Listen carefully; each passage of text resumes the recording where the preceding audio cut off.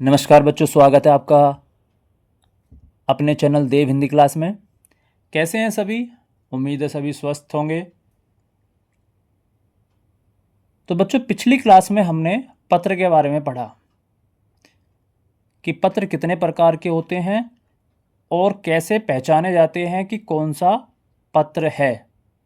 ठीक है, तो आज उसी से संबंधित एक और बहुत ही बढ़िया टॉपिक लेकर आया हूँ और आज हम समझेंगे कि जो हम पत्र लिखते हैं उसमें जो हम संबोधन, अभिवादन और समाप्ति करते हैं उनके लिए कौन कौन से शब्द प्रयोग में लाते हैं, किसके लिए कौन से शब्द प्रयोग में आते हैं, आज उन पर चर्चा करेंगे। तो आइए बिना देरी किए चलते हैं उस टॉपिक पर। देखिए, यहां आप देख रहे होंगे उचित संबोधन तथा अभिवादन शब्द। अब यहां समझेंगे, मैंने पहले एक टॉपिक लिख लिया कि वीडियो ज़्यादा लंबी ना हो, क्योंकि कई टॉपिक हैं, हो सकता है एक और क्लास बनानी पड़े। ठीक है, तो बड़े आसान भाषा में आपको समझाऊंगा, ध्यान से समझना। जब भी हम पत्र लिखते हैं तो पत्र लिखते समय हमें कुछ बातों का ध्यान रखना होता है। ठीक है, तो सबसे पहले क्या करते हैं, जब भी कभी हम अपने से बड़ों को पत्र लिखते हैं और वहाँ हमें संबोधन की ज़रूरत पड़ती है, उस संबोधन शब्द ये इस प्रकार से हम डाल सकते हैं। जब हम संबोधन करेंगे तो वहाँ पूज्य लिख सकते हैं, पूजनीय लिख सकते हैं, या फिर अगर स्त्रीलिंग में है, स्त्री को लिख रहे हैं किसी, तो वहाँ पूज्य लिखा जा सकता है। आदरणीय भी लिखा सकते हैं, माननीय लिख सकते हैं, श्रीमान लिख सकते हैं। इस तरीके से हम संबोधन कर सकते हैं। अब बात आती है अभिवादन की। तो जब हम उनका अभिवादन करते हैं अपने से बड़ों का, तो कैसे करते हैं, सादर प्रणाम लिख सकते हैं, चरण स्पर्श भी लिख सकते हैं, सादर चरण स्पर्श भी लिख सकते हैं। और जब पत्र लिखने के बाद समाप्ति होती है तो हम आपका आज्ञाकारी, अब आज्ञाकारी में कोई भी हो सकता है। अगर लड़की लिख रही है तो आज्ञाकारिणी हो जाएगा। आपका अनुज, या लड़की के लिए अनुजा, सेवक, कृपापात्र, ये इस तरीके से हम अपने से बड़ों को जब भी पत्र लिखते हैं तो ये संबोधन में, अभिवादन में और समाप्ति में इस तरह के शब्द हम प्रयोग में ला सकते हैं। अगर बात करें अपने से दूसरा जो टॉपिक है वो क्या है, अपने से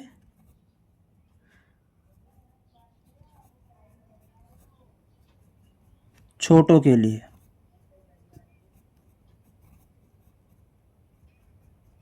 अगर बात करें अपने से छोटों के लिए, उनके लिए अब अभिवादन क्या करेंगे, संबोधन क्या करेंगे, समाप्ति क्या करेंगे।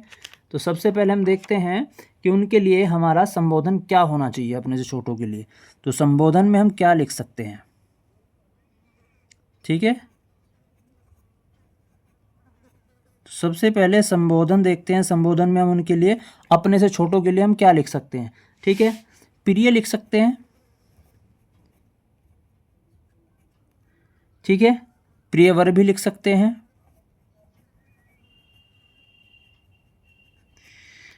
और चिरंजीवी भी हम लिख सकते हैं। ये कुछ शब्द, महत्वपूर्ण शब्द जो आप याद रख सकते हैं। आयुष्मान भी लिख सकते हैं,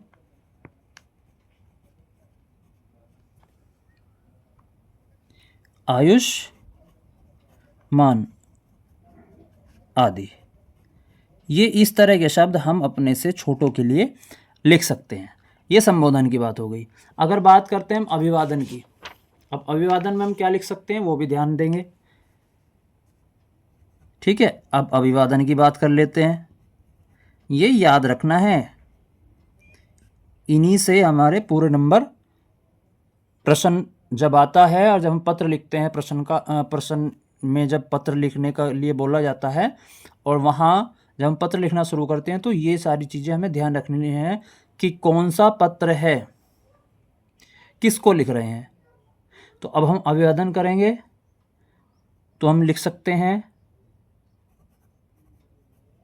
प्रसन्न रहो, ऐसा लिख सकते हैं विवादन में हम, या फिर कह सकते हैं सुखी रहो, ऐसा भी लिख सकते हैं अपने से छोटों के लिए, या फिर हम कह सकते हैं शुभाशीर्वाद। ठीक है,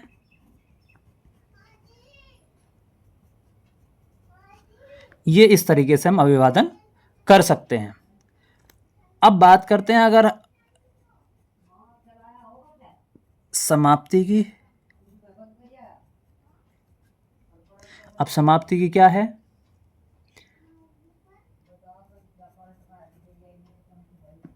तुम्हारा हितैषी,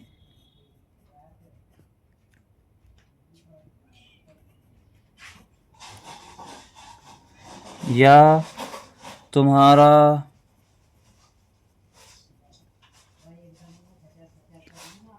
शुभचिंतक,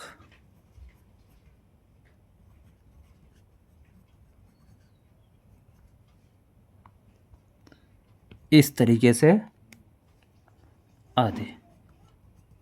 ये कुछ शब्द हैं जो आपको याद रखने हैं। ठीक है, ये अपने से छोटों के लिए हम लिख सकते हैं, ये बहुत ज़रूरी है याद रखने। ठीक है, तो इस तरीके से अगर आप याद रखोगे और इस तरीके से आप पत्र लिखते हो तो आपका पत्र बहुत ही सुंदर तरीके से लिखा जाएगा और आपके अंक भी नहीं कटेंगे।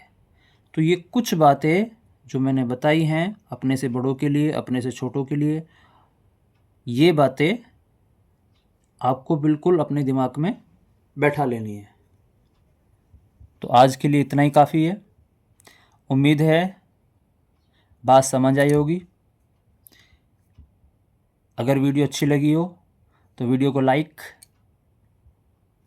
सब्सक्राइब और शेयर करें। राधे राधे।